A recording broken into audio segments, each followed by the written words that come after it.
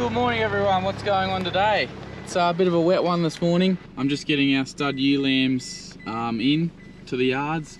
I'm going to pull, these are the ones that were joined. I think there's about 90 something of these. So I've got to pull the ram out of these. And yeah, then they can go back with the other ones and we'll put them in a new paddock. But no, they're looking like they're going pretty well in here.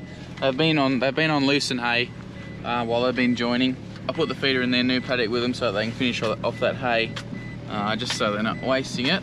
But they've nearly got it finished off. But yeah, so these lambs were joined for 5 weeks with one ram. Raise them up. Come on, there's your mates. Dopey.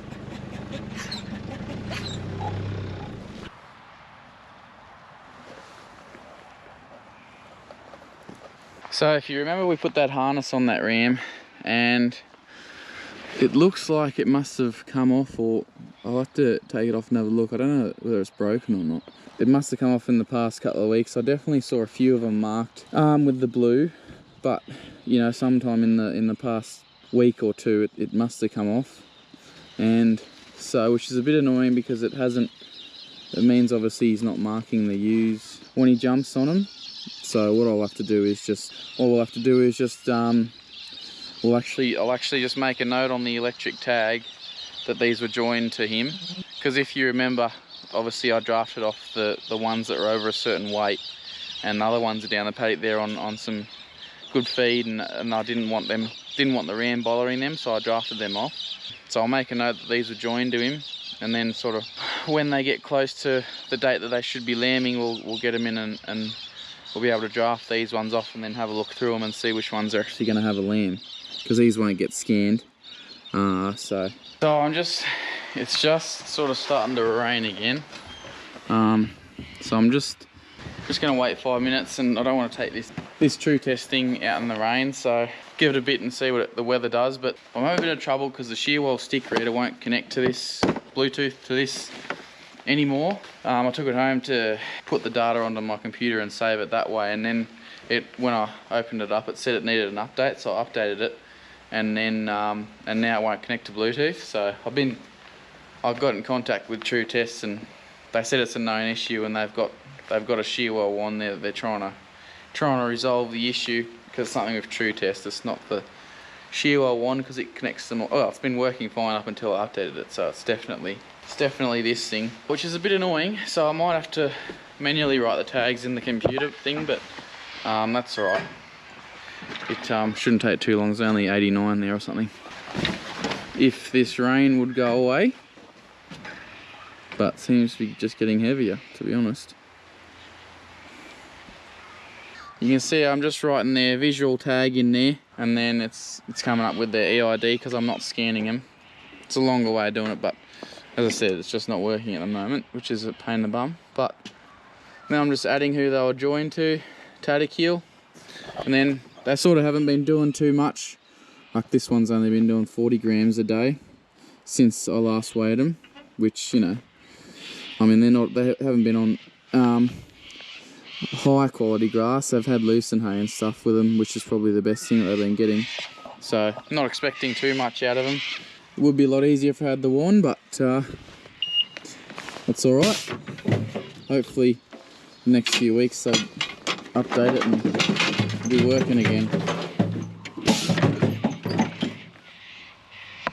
But it's just so cool highlighting this stuff, I reckon, because you're bringing a whole mob scale down to a individual animal scale. You know, if we didn't have this, you'd have no idea what each sheep is doing, and it's just really interesting to see what's actually going on, and just going a bit more in depth into, you know, what we're trying to do in terms of animal health and things like that. So it is really cool. And these are sort of the first sheep that I've been actually able to look back and see what they've been doing in the past, you know, however many weeks, just because I haven't brought any mobs in a second time yet. But no, very cool stuff.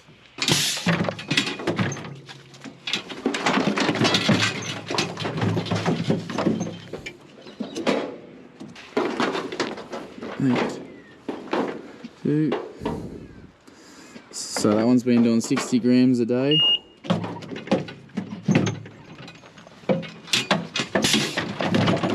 And then, you know, randomly this one's been doing 270 grams a day. So I don't know how that works, but there was a couple in that had crawled into another paddock, so maybe that's what it was. Or maybe she's just been having a good old time on the lucerne hay.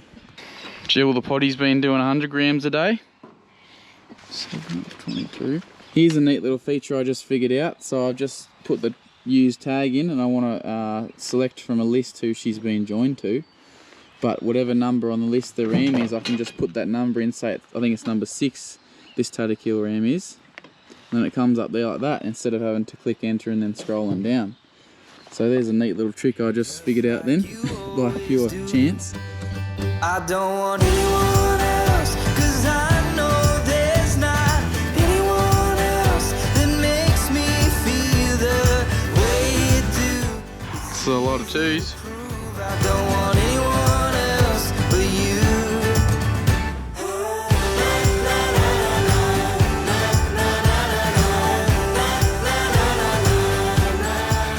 Alrighty, there we go. Got them all weighed up now. They averaged sort of 30 grams a day putting on weight, which is, I mean, that's alright. At least they're putting on weight, they're not losing it. So as I said, the best thing they were getting was the lucerne hay. Just didn't have any good paddocks, and wanted the other ones to go on a good paddock, the lighter ones to go on a good paddock, you know, instead of these heavier, fatter ones. So no, that's alright. There's nothing wrong with that. They're looking pretty good though. They look healthy enough, so yeah, we'll take the harness off this ram. Bet he'll be glad to get that off.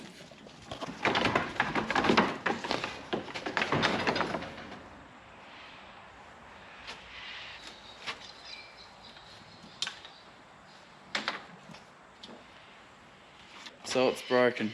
That's annoying. That's the second one to break. The old Dorset rams are too much for the harnesses, I think. Big buggers. So I'm just going to take them back and put them with their sisters, I guess you'd call them. Back with the lighter ones. I just went out and had a look at them. They're going pretty well, actually. Healthy enough, so... Oh, I need to take that teaser out too, actually. Forgot about him.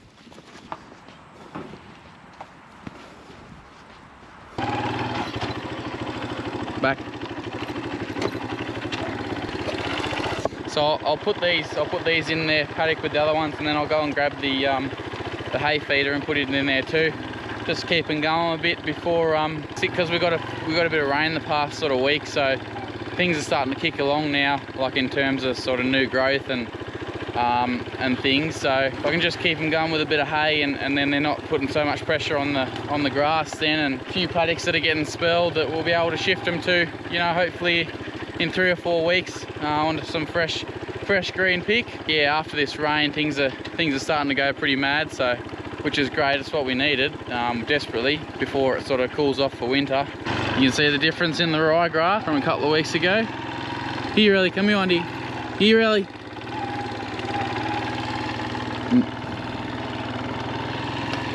Go back, man.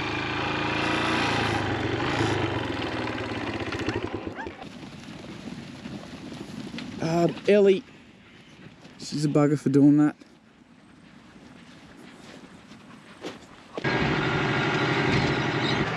Alrighty, so I'm just actually I'm going to take a bale of silage down instead of hay, just because you can see once again, I've mentioned it a few times now, but the bloody cockatoos have started chewing the plastic, well, for no reason as far as I can tell, really. Because the feedlot where we were starting those lambs on grain is right near the shed there.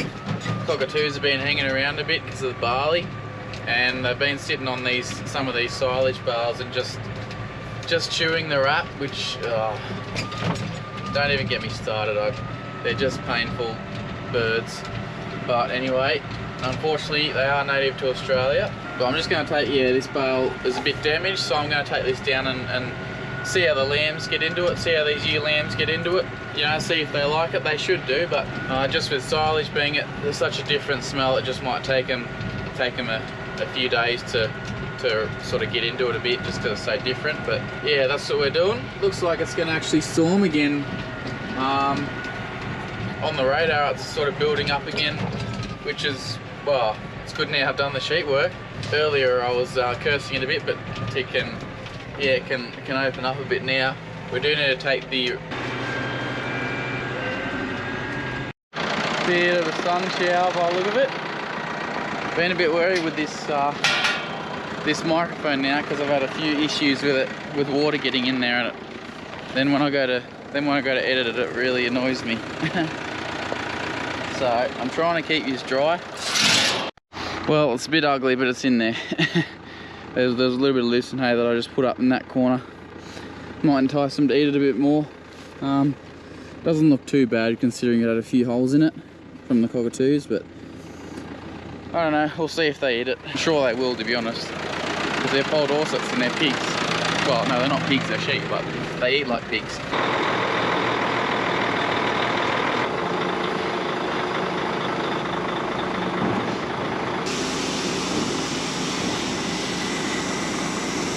But anyway, guys, I think that's going to wrap it up for another one. I'm just putting the crate on the truck here. There's a fair bit of a storm building up out there, so I'm just putting the crate up on the truck and doing a few shed jobs here. We're going to put some second cross lands on some oats down Logan Park tomorrow, so just getting it ready for that. Bit of welding to do on that trailer there, so just do a few shed jobs. It looks like a fair. On the radar it's showing it's black, which is sort of the heaviest stuff, so get this truck in undercover and yeah, see what happens, I suppose, see how much rain we get. Hopefully get another good little bit. Anyway, no, I just wanted to showcase a bit more about that TruTest weigh indicator, weighing those ewes today, so hope you enjoyed it, and with that we'll catch you in the next one. Alrighty, see ya, bye. I don't want anyone